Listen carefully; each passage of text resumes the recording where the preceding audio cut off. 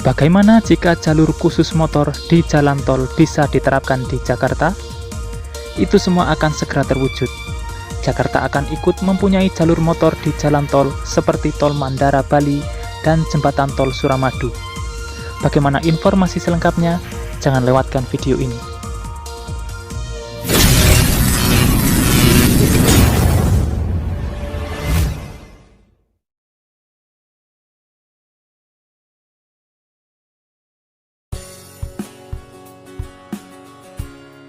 Assalamualaikum semuanya.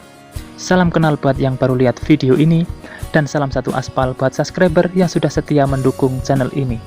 Bertemu lagi dengan saya di channel Sawah Deso, channel yang membahas mengenai pembangunan infrastruktur di Indonesia. Di sini semua konstruksi dibahas secara mendalam dan transparan dengan kemasan yang ringan. Sebelum tayangan ini berlanjut, ada baiknya subscribe dan nyalakan loncengnya terlebih dahulu supaya tidak ketinggalan video menarik berikutnya. Kita sudah sama-sama tahu jika jalur khusus motor di jalan tol sudah diterapkan di Bali dan di Jawa Timur, yaitu jalan tol Mandara Bali dan jembatan tol Suramadu. Dan kabar terbarunya, pembangunan jalan tol Gilimanuk juga akan dibangun jalur motor.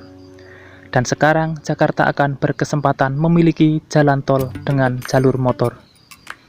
Jika ini benar-benar akan diimplementasikan, maka Jakarta akan mempunyai jalur tol keempat yang akan memiliki jalur motor sendiri.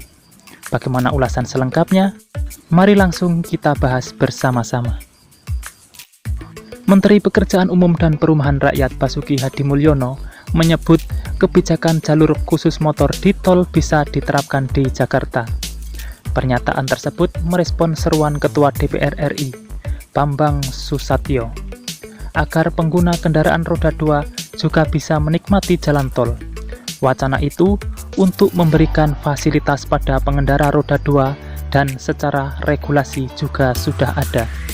Regulasi yang beliau maksud adalah Peraturan Pemerintah Nomor 44 Tahun 2009 yang merevisi Pasal 38 pada PP Nomor 15 Tahun 2005 tentang jalan tol. Menurutnya, PP tersebut membuka peluang untuk penyediaan jalur khusus motor di semua tol, tidak terbatas pada tol tertentu saja. Ini artinya semua tol di Indonesia berpeluang memiliki jalur motor sendiri.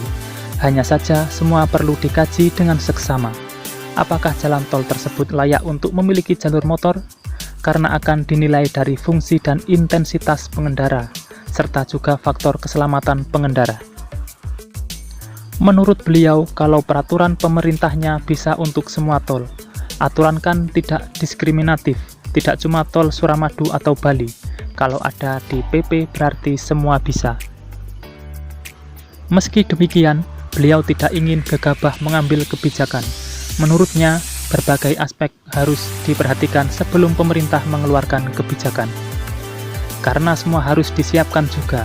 Kan kendaraan roda 2 maksimum 20 km atau 30 km harus istirahat. Dan itu semua perlu dikaji secara teknis. Kajian ini bakal melibatkan berbagai kementerian, lembaga, dan stakeholder terkait seperti Kementerian Perhubungan dan Badan Usaha Jalan Tol. Yang jelas, pertimbangan utama adalah aspek keamanan dan keselamatan pengguna jalan tol itu sendiri. Intinya, mobil saja perlu berapa lama harus istirahat, apalagi motor. Dan motor sendiri tidak untuk transportasi jarak jauh. Masalahnya hanya secara keamanan bagi pengendara motor dan berapa lama orang bisa mengendarai motor. Itulah kabar singkat mengenai kajian dan rencana jalur motor di jalan tol yang akan diimplementasikan di Jakarta. Yang perlu dikaji dengan seksama, semoga saja bukan hanya di Jakarta, mungkin bisa di semua jalan tol di seluruh Indonesia. Mudah-mudahan saja supaya tidak hanya yang punya mobil saja yang bisa menikmati jalan tol.